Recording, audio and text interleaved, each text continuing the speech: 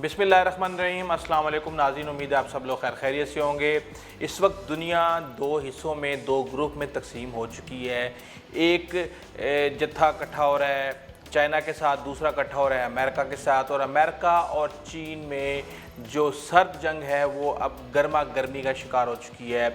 एक दिन पहले उसने इल्ज़ाम लगाया अमेरिका ने चीन के ऊपर कि इन्होंने हमारे कोरोना वायरस से रिलेटेड जो मेडिसिन तैयार कर रहे हैं, वैक्सीन तैयार कर रहे हैं, उसके राज चोरी करने की कोशिश की।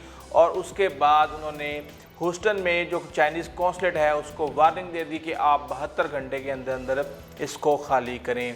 अमेरिका बहुत अरसे से शोर मचा रहा है कि चाइना हमारे अरबों भी नहीं बल्कि कहते $1 ट्रिलियन के राज अब तक वो चोरी कर चुका है। और पता नहीं क्या क्या वो इल्ज़ाम लगा रहे हैं। जाहिर सी बात है कुछ ना कुछ तो कहेंगे अगर आपने किसी के साथ फड्डा करना है। जबकि बरतानिया में भी मामलात गर्म होते जा रहे हैं। चीन के 5G जो हवावे कंपनी है उसके सेटअप को रोक दिया गया है बरतानिया के अंदर। जबकि रूस के ऊपर भी इल्ज़ाम लगाए जा रहे हैं कि रशिया बहुत ज़्यादा दुश्मन नंबर 1 उसने समझा हुआ है बरतानिया को, सिर्फ इसलिए क्योंकि बरतानिया अमेरिका के साथ खड़ा है। और साइबर अटैक्स हो रहे हैं, चीज़ें हैक हो रही हैं और पता नहीं क्या क्या इल्ज़ाम लगा रहे हैं। इवन वो ये भी कह रहे हैं कि हमें खदशा है कि ब्रेग्जिट के इलेक्शन में भी रशिया असरअंदाज हुआ है। अब मुझे समझ नहीं आती कि इतनी बड़ी बड़ी ताकतें हैं और इनके इलेक्शनों के ऊपर भी कोई ना कोई असरअंदाज हो जाता है। दूसरी तरफ हम बात करते हैं इंडिया और चाइना की। लगता ये है कि चाइना खिला रहा है भारत को। मैंने आज जब मैं सारी सूरत हाल को देख रहा था तो मुझे ऐसे लगता है कि चाइना सारी की सारी जो इन्होंने पावर्स अपनी इकट्ठी कर ली है लद्दाख सेक्टर के अंदर, चाहे वो एयरफोर्स है, चाहे वो जो है ना आर्मी है, इवन नेवी के जो फाइटर जेट्स हैं वो भी लद्दाख सेक्टर के अंदर तैनात कर दिए हैं। जबकि अब एक नया जो है ना चीज़ सामने आई है कि भारत को बहुत ज़्यादा ख़तरा है अरुणाचल प्रदेश के अंदर, कि वहाँ पर चाइना इन्फिल्ट्रेशन कर सकता है। क्योंकि चाइना अरुणाचल प्रदेश के अंदर तकरीबन 91,000 किलोमीटर जो जगह है उसको वो क्लेम करता है। और अभी भारतीय हुकूमत ने $1.6 बिलियन से एक टनल ब्रह्मपुत्रा रिवर के नीचे से टनल गुजारने का एक मंसूबे की जो है ना इजाज़त दी है। उसमें आर्मी का ये कहना है कि 5 से 6 जो ब्रिजेस गुजर रहे हैं दरिया के ऊपर से, वो अगर चाइना उसको नुकसान पहुंचा देता है तो फिर हमारे पास कोई रास्ता नहीं रहेगा कि हम उस इलाके में जाएं और जाके उसका डिफेंस करें। इसलिए हमें ज़रूरी है कि हमें कोई ना कोई और महफूज रास्ता चाहिए जिसको चाइना नुकसान ना पहुंचा सके। इसलिए अंडर वाटर टनल के बारे में भी काम शुरू हो गया है। इस वक्त सूरत हाल ये है कि भारत दुनिया भर से महंगा तरीन असला ख़रीद रहा है। आपने को पता होगा राफेल का बड़ा चर्चा चल रहा है। वो अभी पहले से कह रहे थे 27 जुलाई को, अब कह रहे हैं कि 29 जुलाई को अम्बाला में पहुंचेंगे वो 6 राफेल। जबकि रशिया ने ये कहा है कि जो भारत का फ़ैसला है राफेल, ये चाइना के ख़िलाफ़ बहुत ही गलत फ़ैसला है राफेल को लेने का, क्योंकि इन्होंने 59,000 करोड़ यानी तकरीबन ये $6 बिलियन बनते हैं, 34 से 36 राफेल तैयारे वो ख़रीद रहे हैं। जबकि ये तकरीबन भारतीय 1600 करोड़ रुपए का एक तैयारा बनता है। इतने में चाइना J-20 स्टील टेक्नोलॉजी के 3 तैयारे तैयार कर रहा है। आप ये समझ सकते हैं कि कहाँ 34 तैयारे और उसके बदले में तकरीबन 102 तैयारे जब मुकाबले में आएंगे उससे एडवांस्ड स्टील टेक्नोलॉजी के, तो वो 36 तैयारे कहाँ जाएंगे। इंतहाई महफूज तरीके से जो है ना चाइना इन चीज़ों को डील कर रहा है और बहुत ही इकनॉमिकली पड़ रहा है। जबकि भारत को ये उसकी कमर तोड़ चुका है, जितने अरबों डॉलर के वो मुआहदे कर चुका है। इस हवाले से हमारा कई दफ़ा खदशात पैदा होते हैं, दिमाग में आता है कि यार पाकिस्तान कहाँ खड़ा हुआ है, पाकिस्तान का क्या बनेगा। इतना असला भारत ख़रीद रहा है, ज़ाहिर सी बात है वो शबरात पे तो नहीं चलाएगा, वो ज़ाहिर सी बात है पाकिस्तान के ख़िलाफ़ इस्तेमाल करेगा। तो उस हवाले से थोड़ी सी मैं चीज़ें देख रहा था तो मेरी नज़र में गुजरा कि पाकिस्तान बहुत सीक्रेटली चाइना के साथ इसके ऊपर काम कर रहा है।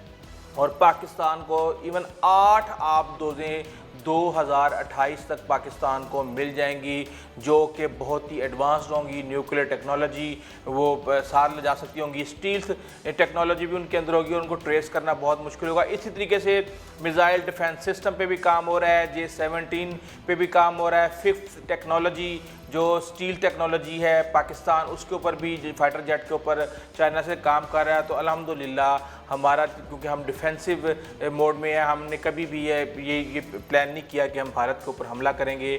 हमने हमेशा अपने दिफा के हवाले से अपनी स्ट्रेटजी बनाई है, जो कि अल्हम्दुलिल्लाह बहुत ज़्यादा कामयाब जा रही है।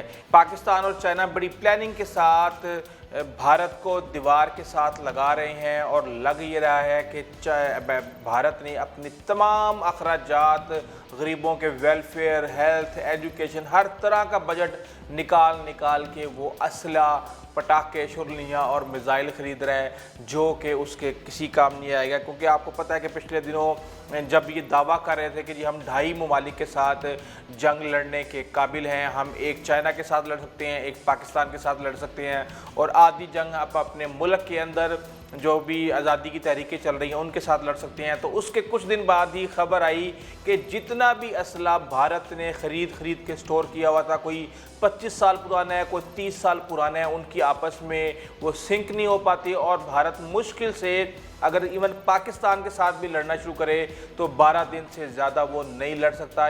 इंतहाई इल्ड प्लानिंग है उनकी। जबकि आप उनका HR देखें, बेसिकली देखें, हथियार जो मर्जी हो, जैसे भी हो।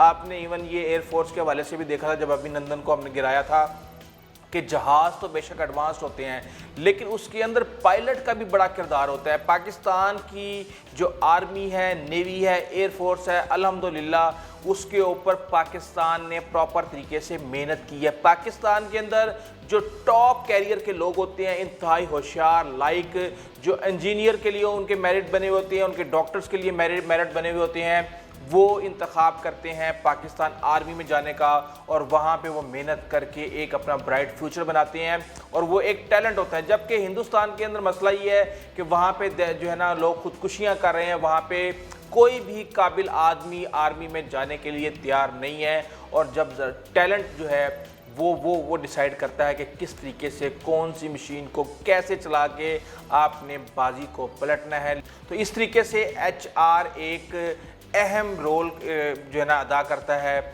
और जो कि आपको पता है कि भारत की आर्मी के हवाले से इवन चाइना भी दावा करता है कि बहुत ही अनडिसिप्लिन किस्म की आर्मी है, इसको हम 2 मिनट में तितर बितर कर देंगे। जबकि वबा के हवाले से भी कोई अच्छी खबरें नहीं है। भारत के अंदर वो जो है ना 3रे नंबर पर पहुंच चुका है। और अल्हम्दुलिल्लाह पाकिस्तान के अंदर मैं आपको बताऊं कि जहां हमारे 5800 केसेस, 6000 केसेस, 19,000 टेस्टों के ऊपर आ रहे थे, 20,000 टेस्टों के ऊपर आ रहे थे, अभी कल की रिपोर्ट में आपको बताता हूं कि तकरीबन 19,000 टेस्ट किए गए हैं, जिसके अंदर सिर्फ 1567 केसेस पॉजिटिव आए हैं, जबकि 31 अमवात हुई हैं, जो कि 100 से ज़्यादा हो चुकी हैं। इस वक्त भारत में ग्राफ यूँ जा रहा है, जबकि अल्हम्दुलिल्लाह पाकिस्तान के अंदर कर्व के साथ दोबारा वापस बिल्कुल नीचे आ चुका है। अल्लाह ताला पाकिस्तान को इस हवाले से भी महफूज रखे।